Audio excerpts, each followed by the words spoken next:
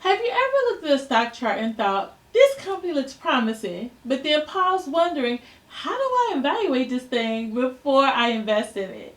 So if that sounds like you are in the right place, all right? So today we're going to dive into the world of company analysis. You will learn a lot from today's video, so be sure to check the timestamps and the topics, right, to help you to get back to what you need to learn more about, all right? So let's get going. All right, so before we jump into financial statements, I want to talk about ratios, okay? So let's talk about two main ways that investors evaluate companies, okay? We can look at qualitative analysis and quantitative analysis. Quantitative analysis is all about the numbers. So think revenue, profit, debt, and cash flow. It's what you find in financial statements. This is what many analysts love because numbers literally don't lie. Then we have qualitative analysis, on the other hand. It looks at the softer side. It includes things like brand value, leadership, customer loyalty, and competitive advantage. Think of it like this. Quantitative tells you how much a company earned, while qualitative tells you why it earned that much. So let's take Apple as an example. Quantitatively, it's a beast, making billions in profit, but qualitatively, it has a strong brand loyalty, sleek product design, and a loyal customer base. That's what keeps people buying iPhones every single year. Both sides of this thing matters. One shows the numbers, and the other side shows the story behind the numbers. So, now that you know how to think about companies, let's talk about where to look, okay? And that is in financial statements. So, there are three key statements I want to make sure you understand. First and foremost, the income statement. This tells you how much the company earned and spent over a certain time period. It starts with revenue, subtract costs, and ends with net income. So think of it like a report card showing how profitable a company is. So for example, if Starbucks reports $10 billion in revenue and $8 billion in expenses, then it made $2 billion in net income. It's just as simple as that. Now, let's talk about the balance sheet. This shows what a company owns, its assets, and what it owes, its liabilities. And what's left for shareholders is equity. All right? So for example, if Tesla owns 100 billion in assets and owes 60 billion, then its equity is 40 billion. Assets equal liability plus equity, all right? All right, so now let's talk about the cash flow statement. This shows how cash is moving in and out of the business. You can be profitable but still run out of cash, which is why this is so important. So think about a small business owner who sells $1,000 worth of cakes today, but the customer pays 30 days later. Profit shows up today, but that money comes in later, all right? So that's important to understand as well. Now, let's talk about discounted cash flow, or DCF. This is a bit more advanced, but here's a simple way to think about it. DCF estimates how much future cash a company would generate and brings it to today's value. It's like saying, how much is this future money worth right now? So if someone offers to pay you $100 next year, it's not worth $100 today. DCF helps to figure out what it's worth today. So let me know in the comment section if you would like to see a detailed video on the topic DCF. I would love to make it. So just let me know, all right?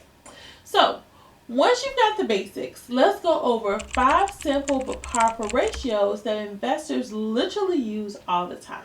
So let's start with number 1, PE ratio. This is one of my favorites, okay? It's price to earnings. This tells you how much investors are willing to pay for every $1 of earnings. So the formula for this is the stock price over earnings per share, or EPS, okay? So for example, if a company's stock is $100 and its EPS is $5, then the PE ratio is 20.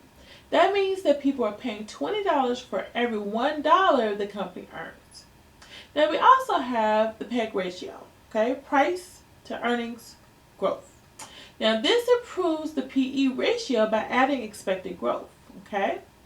So the formula for that is the PE ratio over the expected EPS growth rate. For example, if PE is 20 and the growth rate is 10%, the PEG is 2.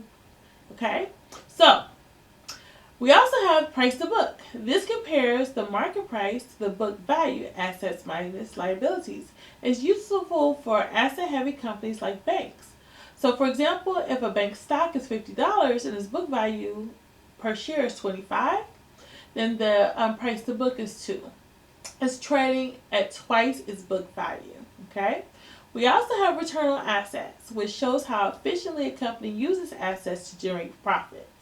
That formula is net income over total assets, right? I know it's a lot, okay, but bear with me. So if a company owns $1 million on $10 million in assets, the return on investment is 10%, okay? So the return on equity tells you how much a company uses the shareholders' money to generate profit, all right?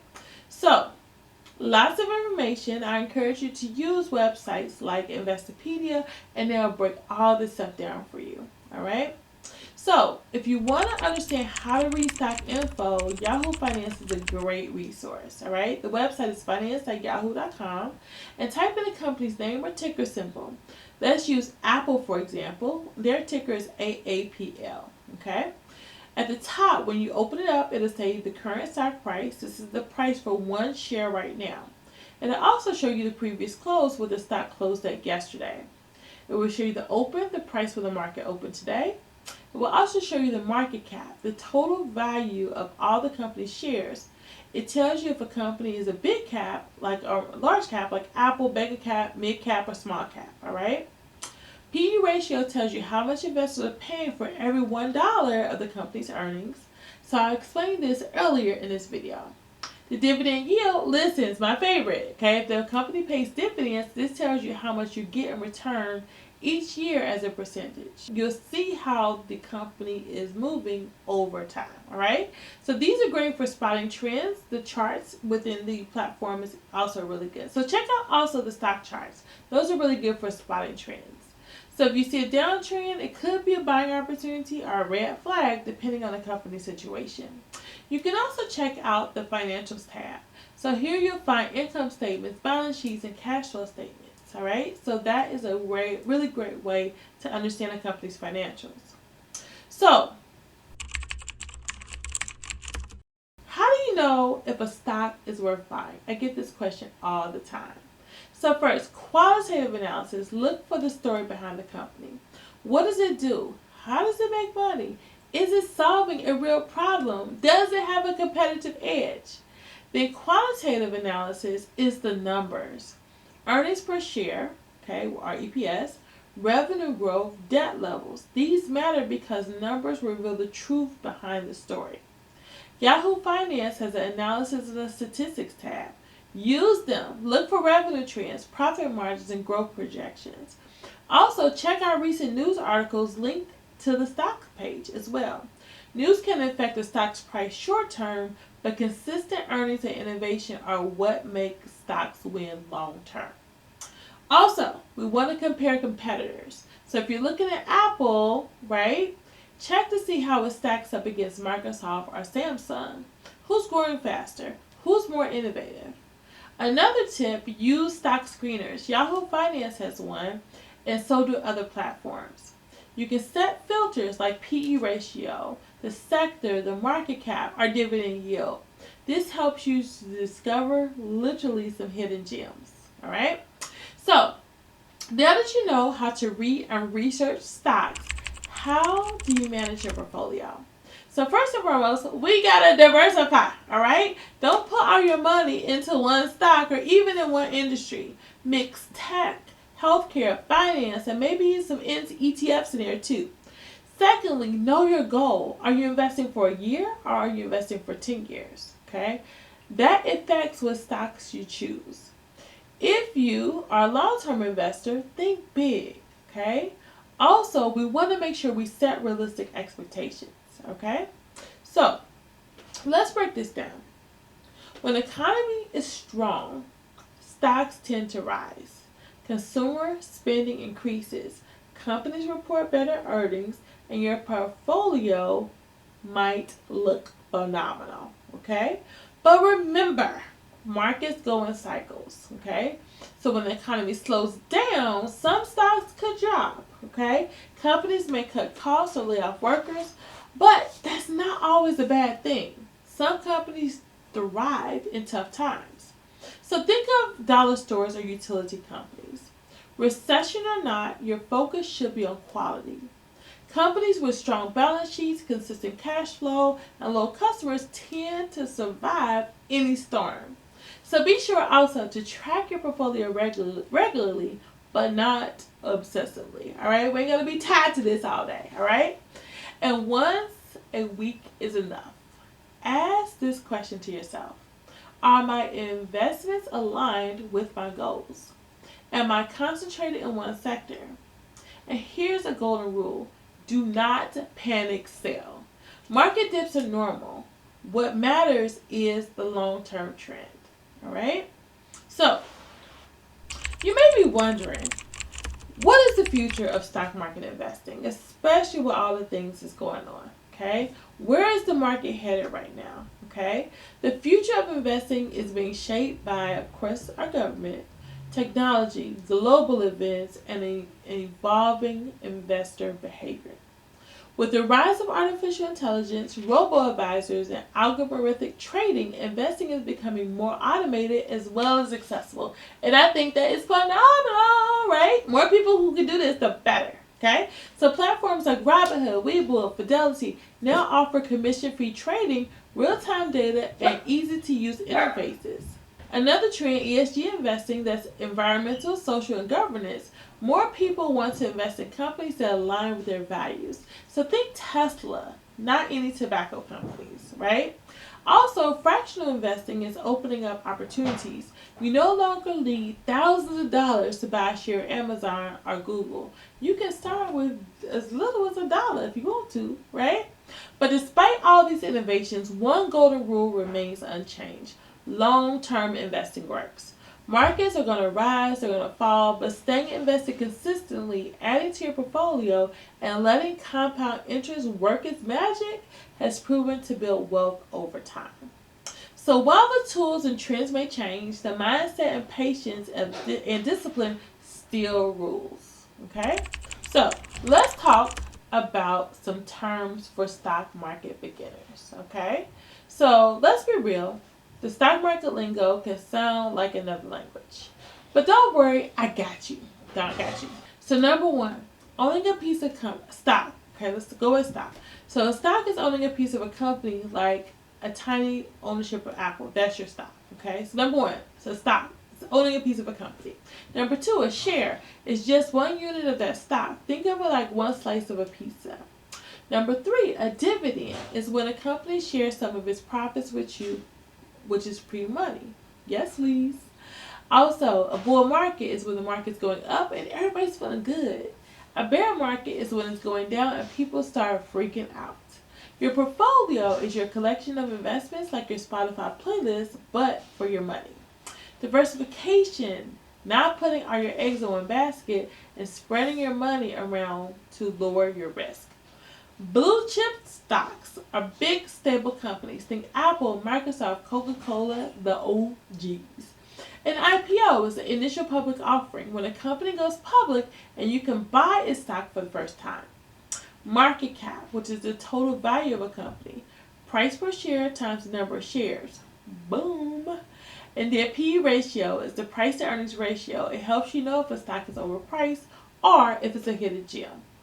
An index is a group of stocks tracked together, like the S&P 500. It's like a report card for the market. ETF, exchange traded fund, is like a bundle of stocks that you can trade like one single stock. A mutual fund, another bundle of stocks, but it's managed by pros and not traded all day like ETFs. A REIT, which is a real estate investment trust. You can own real estate without actually buying the property. A stop loss order is a safety net. If your stock price drops to a certain price, it sells automatically. A limit order, you tell the system only buy or sell if it hits this price. You are in control. Liquidity, how fast you can sell something and turn it into cash.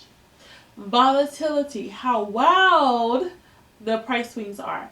Some stocks be acting like drama queens, okay? Yield is usually about dividends. It's your return, like getting paid for just holding the stock. Day trading, buying and selling stocks within the same day, which is fast, can be risky, not for the faint-hearted. Margin is borrowing money from your broker to trade. It's great when it works, but if it don't, listen, they're going to want their money, all right? Insurance selling is betting a stock will drop, basically profiting off of something going down. Capital gains is the profit you make when you sell something for more than you paid.